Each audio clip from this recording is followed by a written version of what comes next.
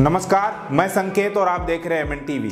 चुनाव के माहौल में विकास का ढिंडोरा पीटने वाली भाजपा सरकार ने महज 5 सालों में ही देश को बर्बाद करने में कोई कसर नहीं छोड़ी है।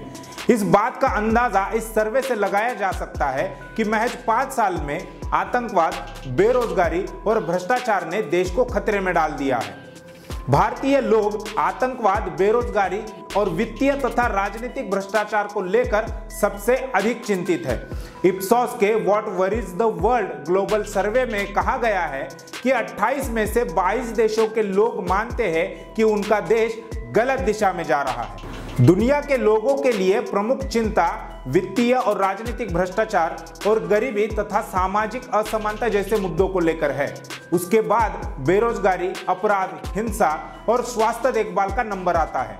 सर्वे में कहा गया है कि पुलवामा आतंकवादी हमले के बाद भारत में आतंकवाद एक प्रमुख मुद्दा बनकर उभरा है। आतंकवाद को लेकर भारतीय लोग सबसे ज्यादा चिंतित हैं। इप्सोस का यह एक मासिक ऑनलाइन सर्वे है जिसमें 28 देशों के 65 वर्ष की आयु तक के बालिग लोगों की राय ली गई है। यह सर्वे भारत, चीन, फ्रांस, जर्मनी, सऊदी अरब और अमेरिका सहित अन्य देशों में किया गया है। इप्सोस के जन मामले, ग्राहक अनुभव और कॉरपोरेट प्रतिष्ठा सर्विस लाइन लीडर के पारिजात चक्रवर्ती का कहना है कि भारत के लोग रोजगार को लेकर भी खासे चिंतित हैं। भारत में नौकरी की जरूरत लोगों को इतनी ज्यादा है कि लोकसभा चुनाव में मुख्य विपक्षी पार्टी ने इसे चुनावी मुद्दा बना लिया है। यदि देखा जाए तो भारत में पिछले 45 वर्षों में बेरोजगारी अपने चरम पर है। प्रति वर्ष 2 करोड़ नौकरियां देने का वादा करने वाले प्रधानमंत्री नरेंद्र मोदी ने भारतीय युवाओं को ठेंगा थमा दिया है।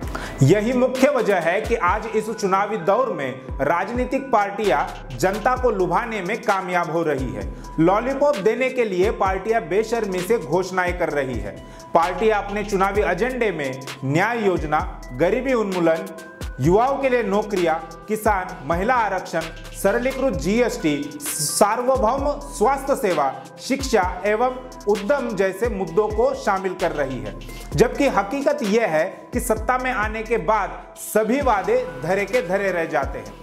चौंकाने वाली बात तो यह है कि चुनाव में मुद्दा बनाने के लिए ही आतंकवाद, बेरोजगारी, गरीबी, भुखमरी, हत्या, बलात्कार आदि को बढ़ावा दिया जाता है। पिछले 70 सालों में राजनीतिक पार्टियों से धोखा खाने के बाद भारतीय मतदाता अब सतर्क हो रहे हैं। उनका झुकाव अब उन पार्टियों की तरफ है जो अपना चुनावी घोषणा पत्र स्टैंप पेपर पर लिखवा कर दे, ताकि उन्हें इस बात की गारंटी मिल सके कि सरकार बनने पर उनके साथ धोखा नहीं होगा।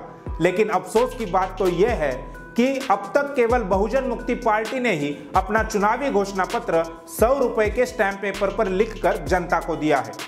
इसके लिए क्या जनता बहुजन मुक्ति पार्टी को अपनाएगी, यह देखने वाली बात होगी। लेकिन ऐसे ग्लोबल सर्वे से शासक जातियों का असली चेहरा देश के बहुजनों के सामने आ जाता है, जो यहाँ की ब्राह्मणवादी मीडिया लोगों से छुपाना चाहती है।